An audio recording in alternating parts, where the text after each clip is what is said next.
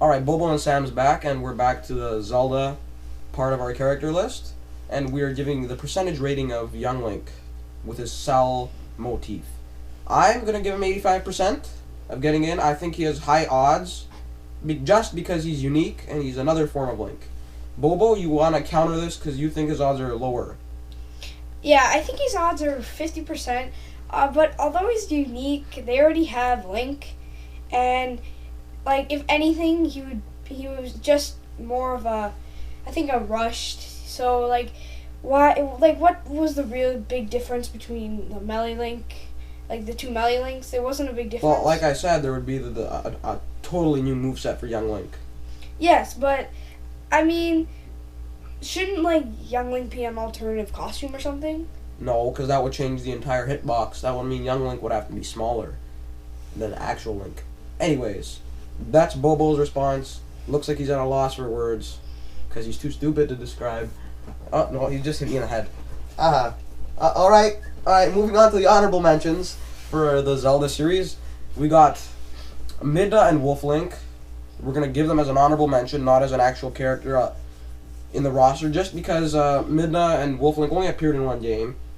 And you might say that Sheik only appeared in one game, but she also appeared in Melee, so I guess that bolsters her odds because she was already a Smash veteran. And I guess that they would have a unique moveset, but another Link wouldn't make that much sense.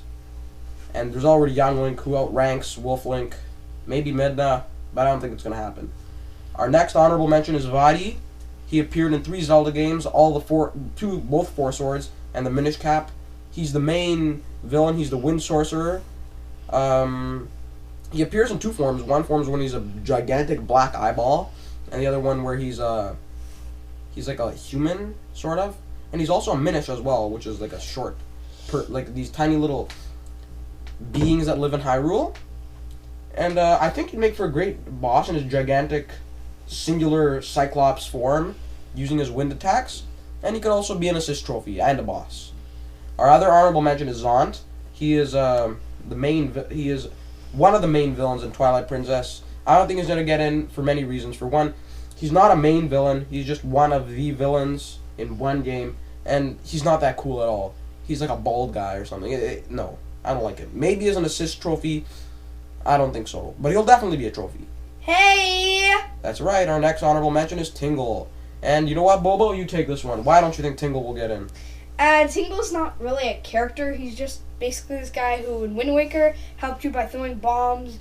Of course, he could be an assist trophy by dropping bombs, but... Or, like I said, he could be part of Young Link's moveset. Yeah. Or, of course, because he wasn't... And he just, stole your rupees. And, stole... Well, he also appeared in some other Zelda games, but he's a little bit... He's not that popular in America, and he's kind of a weird, kind of like gay, like Waluigi. You know what? If he doesn't make this Smash Brothers, and if there ever is a next Smash Brothers game, I certainly would want them to consider including Tingle along with some other characters. Which would kind of be rhubarbic, but cool at the same time. Did you just say rhubarbic? Yeah, that's our little in-word. We call everything rhubarbic. You did not need to explain that to me. Now, on to the next honorable mention. Our next honorable mention is Mask Link. And this is basically Deku, Link, Zora, Goron, and Young Link for Melee all in one. Basically, we'd have Young Link, and then all his three of his special moves. His down B would transform into a Goron, his side B into a Zora, and his neutral B into a Deku, and his up B would be a spin attack recovery move. This character I doubt will make it in, just because he only appeared in one Zelda game, and it's pretty similar to Pokemon Trainer. Yeah, and you'd have to have 3 whole characters, and I don't think they're going to spend development time into a Goron, Zora, and Deku. I don't think they're worthy of being in Smash. But, like I said, if there's ever another Smash Brothers game, this would be another cool addition. And our next honorable mention is the Skull Kid. He's been a recurring character since Ocarina of Time. He had a major role as one of the villains in Majora's Mask. Appeared in Twilight Princess as well. And I don't think he's appeared in any other Zelda games. Correct me if I'm wrong. But he could have a unique moveset. For example, he could summon a Moon's Tear. He could vanish into air like he does in Twilight Princess. Command puppets like he does in Twilight Princess. And lull enemies to sleep maybe with his flute. But and even his final smash could be colliding the moon into the onto the stage. but I still don't think he's important enough to pretty much get into Smash Brothers. And that wraps up the Zelda series. The next series is Pokemon. That's right. We already have confirmed Pokemon Pikachu and the Pokemon Trainer, which is Squirtle, Ivysaur, and Charizard. Now, we want Mewtwo to come back, but how would you like him to come back, Bobo? I would like him to be way higher tier and possibly a slightly different moveset. In the other game, he was just way too slow, way too demented. Yeah, not very good. And, Mewtwo would be a good villain. And, what do you say about Jigglypuff, Bobo? Would you want her to come back? I say she's going to come back. She's been, just like Luigi's been in every other Smash games, and is a pretty common Pokemon. So I say he's definitely coming back. Or whatever, it's genderless, I guess. It's a trophy, right? Anyways, and the newcomer we got for Pokemon is Lucario. He stars in one Pokemon movie, and has basically been the representer of the 4th generation of Pokemon. He was the first 4th generation Pokemon to be revealed. His moveset would be really easy. He could use Aura Sphere, which is one of his moves, High Jump Kick to maybe recover, Bone Rush as a side B move, and a down B move could be I haven't really thought of one. But yeah, he'd be a cool addition, and I think his odds of getting in are high. What do you think of the percentages for these characters? Well, Mewtwo has about a 65% chance of coming back. Jigglypuff has an 85% chance of coming back, and Lucario has a 70% chance of being in. And the honorable mentions for Pokemon are Arceus, which is Bobo's suggestion. I don't personally think that Arceus ever had a chance, but Bobo, you want to explain why? Well, Arceus, or some people call it Arceus. Yeah, sorry, that's just... It was more just an honorable mention than someone who could possibly get in, because, of course, he's one of the highest Pokemon, like a god. Like a god, basically. So I thought that was kind of an honorable mention. So, but it'd kind of be odd if he could be playable. Yeah, kind of like a Quain sort of horse. The only sort of Pokemon like that is Bulbasaur, who would have also actually been an honorable mention here, along with Squirtle and Charizard, or Blastoise, Venusaur, that evolutionary line. But they actually got in, and no one really expected them in. But, yeah. Our next honorable mention is Darkrai. Sort of like a hovering Pokemon like Mewtwo. He's a villainous Pokemon, but if a villain Pokemon gets in, it'll likely be Mewtwo. I really don't think Darkrai will get in.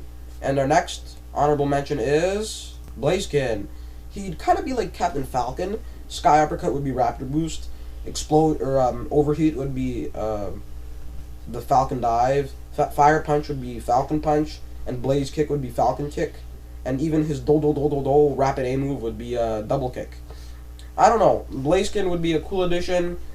But, like I said, there are other Pokemon that outrank him. And Captain Falcon is the most manliest character that get in. And I don't want Blaziken to overshadow him. Our next series is Metroid. And we already have Samus and Zero Suit Samus confirmed as the other rep. And we also think, Bobo, both and I agree, that Ridley will get in. And we give him an 85% chance of getting in. Now, I know a lot of people say that he's too big to get in.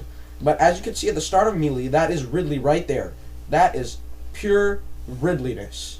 Alright? That is Ridley. Not another dragon, that is Ridley resized. Does that blow your mind? No. And you know what? He's important enough. He's been the main villain in pretty much every Metroid game, and he will get in.